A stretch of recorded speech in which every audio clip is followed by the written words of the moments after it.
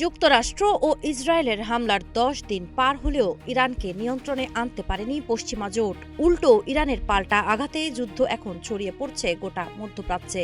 এতে বাড়ছে প্রাণহানি, ক্ষয়ক্ষতি এবং বৈশ্বিক অস্থিরতার আশঙ্কা।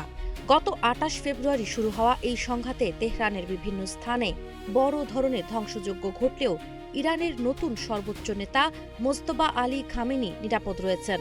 ফলে দ্রুত সামরিক সাফল্যের যে আশা করা হয়েছিল তা এখনো বাস্তবায়িত হয়নি। এই পরিস্থিতিতে মার্কিন প্রেসিডেন্ট ডোনাল্ড ট্রাম্পের ওপর দেশ বিদেশে যুদ্ধ বন্ধের চাপ বাড়ছে। অথচ যুদ্ধের অবসান কিভাবে হবে সেই বিষয়ে এখনো পরিষ্কার কোনো কৌশল দেখাতে পারেননি তিনি।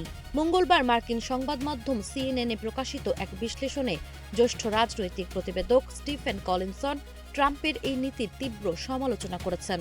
নিবন্ধে বলা হয়, কঠিন পরিস্থিতিতে বিভ্রান্তি তৈরি করে সময় নেওয়া ট্রাম্পের পুরনো কৌশল হলেও ইরানের যুদ্ধের ক্ষেত্রে তা আর কাজ করছে না।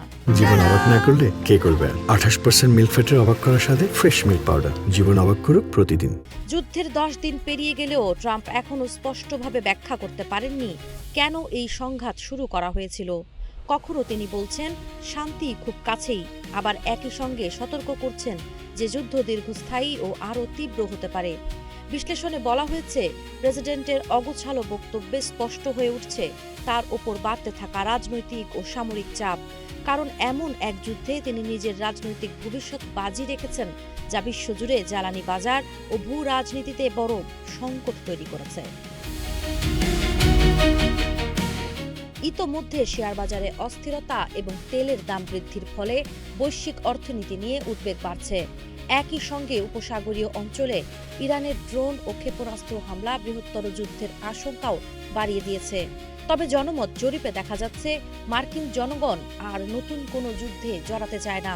তাই যুদ্ধের উদ্দেশ্য নিয়ে ট্রাম্পকে ক্রমেই কঠিন প্রশ্নের মুখে পড়তে হচ্ছে। এখন বড় প্রশ্ন হলো, যুক্তরাষ্ট্রের সামরিক অভিযান আদৌ ইরানের সক্ষমতা কতটা কমাতে পেরেছে এবং এই সংঘাত শেষ পর্যন্ত কোন পথে এগোবে।